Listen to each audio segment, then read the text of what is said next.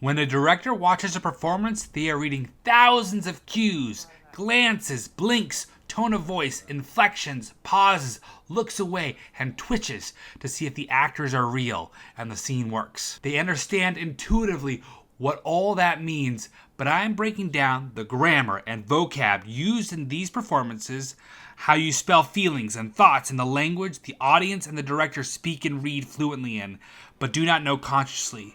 With conscious effort, allowing you to read and adjust performances more intuitively. This will be the first video in a series on this scene's acting.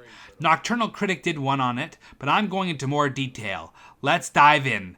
At the beginning of our scene, Howard is walking behind Michelle, and we've discussed before that you are vulnerable from behind. Problem? No, I'm done here. Two are getting along. In fact, you say a characters are badass when they disregard this danger. What happened to the rest of the guys? But that's not Michelle.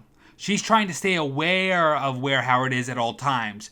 Check the side glances, the small head turns to follow him, and clenched shoulders. Not only is her not turning around not a power move. Oh, what a view.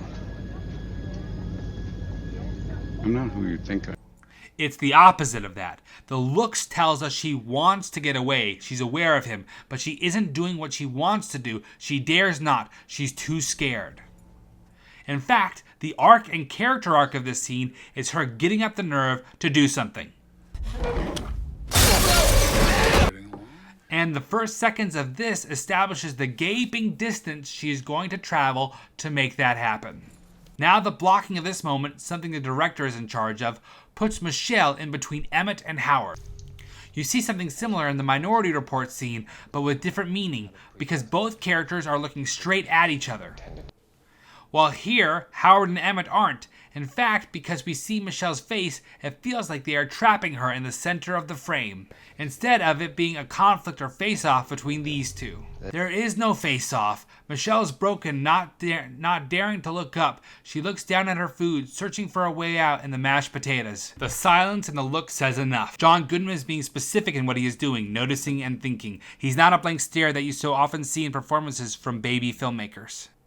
But here's a couple, but they actually mean something though. Howard is top dog, so much so they dare not eat first. Howard is the first to break the stillness, but does this give the others permission to do the same?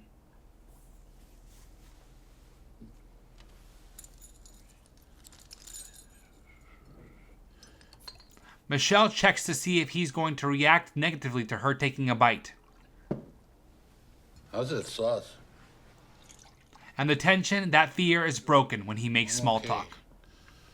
Not great, but okay. Megan was a good cook.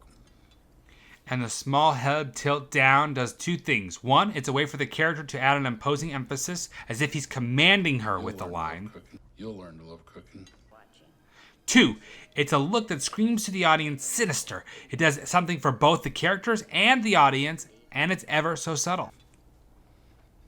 You'll learn to love cooking. And the director or actor making sure she is not looking at him when he tells her that line. Gives her a chance to slowly look up at him as if to say, I heard what you just said. And he waited, stared at her that whole time to make sure, and only when she silently says her line, I heard you, does he go back to his plate, telepathically saying, okay. Emmett is breaking the tension, and Howard's curious head tilt extended with a prolonged stare is him trying to decide what he thinks of what Emmett is saying. Are you being funny? And in playing a beat or a thought bubble for a prolonged period of time, it's important the actor changes up what they are doing so it doesn't get stale. You've got a couple head tilts, a stare down, all supporting the line he is saying before and way after. No, Notice how much of Emmett is him looking away, something we do in real life. Him having to look at food to interact with helps with this. It's another way to show he's not challenging Howard and keeps tension alive. Every look is him asking for permission and okay from Howard instead of a stare down. Now it's your turn to break down the performance of these next moments in the comments section. best damn sauce I ever had. That's not a bad point. And please, watch your language at table. Right? right? See what I think when I continue this breakdown in the next video, but that's the end for now. More to discuss in part 2. Like, subscribe, and hit notifications.